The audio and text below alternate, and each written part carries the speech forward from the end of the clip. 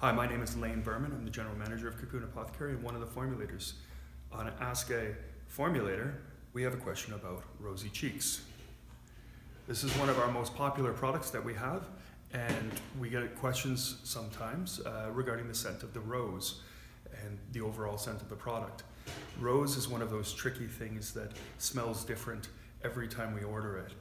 Although we go through a certificate analysis to ensure that the product is of our standard, rose smells differently if you get it from Bulgaria, if you buy it from Morocco, anywhere else in the world that you might buy it. It always has a different scent to it.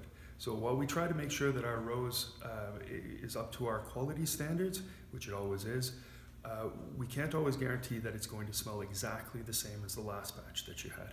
Things like color will change, things that scent will change, either stronger or not as strong, and that depends on a lot of things. Everything from the weather in the country that the product was grown to whether or not it's had drought or even the different times, the different parts of the year.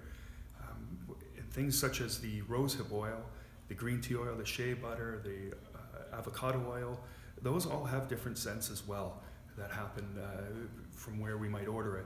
Rosehip, for instance, we order from Chile sometimes, especially in the beginning of the year because that's when it's harvested, and in the latter part of the year we need to order from the northern hemisphere, so we get it from Bulgaria. Those have different scents, different colors, and it all contributes to a product that the ingredients are all the same, but the color and the scent might be slightly different. So don't worry if you have a little bit of a different scent with your Rosey Cheeks. I can tell you that they're all made the exact same, and that all of the goodness that's in Rosey Cheeks is still in there, regardless if the scent smells just a little bit different.